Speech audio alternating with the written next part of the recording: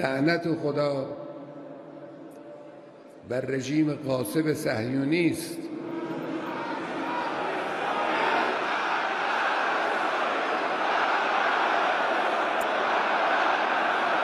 Από την Τεχεράνη, ο Αγιατολάχ Χαμενέι σε μια επίδειξη ισχύος διαμηνύει πως το Ιράν θα απαντήσει με αντίπεινα για την επίθεση στη Δαμασκό. وقتی به کنسولگری ما حمله میکنن مثل اینکه به خاک ما حمله کردن. این عرف دنیاست.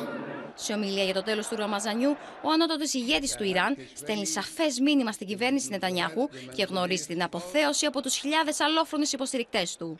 رژیم خبیث اشتباه کرد. در این قضیه باید تنبیه بشود و تنبیه خواهد شد. Με το Ιράν να βρίσκεται ένα βήμα πειραματίσει τη σκανδάλη, πυροδοτώντας περαιτέρω γενίκευση της ανάφλεξης στη Μέση Ανατολή, ο Αμερικανός πρόεδρος χαρακτήρισε λάθος τις πολιτικές του Νετανιάχου στη λωρίδα της Γάζας. Σε συνέντευξή του σε ισπανικό δίκτυο, ο Τζο Μπάιντεν σε αυστηρό τόνο κάλεσε το Ισραήλ να προχωρήσει σε άμεση κατάβαση του πυρός.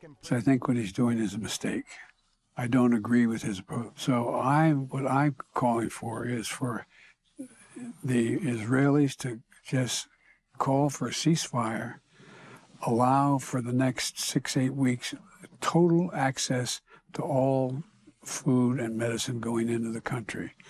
I've spoken with everyone from the Saudis to the Jordanians, to the Egyptians. Μετά το διπλωματικό μαραθώνιο στο Κάιρο, οι Ηνωμένες Πολιτείες και η Βρετανία εντείνουν τις πιέσεις για την επίτευξη συμφωνίας ανάμεσα σε Ισραήλ και Χαμάς. Ο επικεφαλής της Αμερικανικής διπλωματίας, Άντονι Μπλίνκεν, σε κοινή συνέντευξη με τον Βρετανό ομόλογο του, Ντέιβιτ Κάμερον, αμφισβήτησε την πιθανότητα το Ισραήλ να εξαπολύσει επίθεση στη Ράφα πριν από τις προγραμματισμένες συνομιλίες με την Ουάσιγκτον την επόμενη εβδομάδα.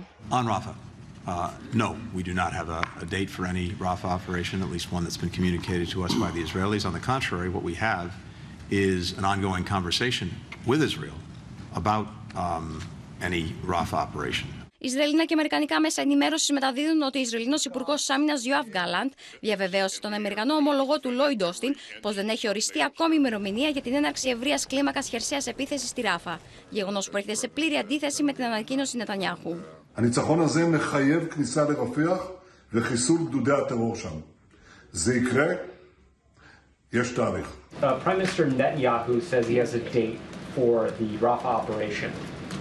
Will the administration take any action or restrict military support for Israel if Netanyahu moves forward on Rafah?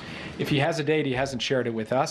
Any kind of plan to protect civilians in a serious way in Rafah, that's something we have yet to see be presented to us, and so our concerns continue. And now we will have to wait and see what happens, and the United States will respond accordingly.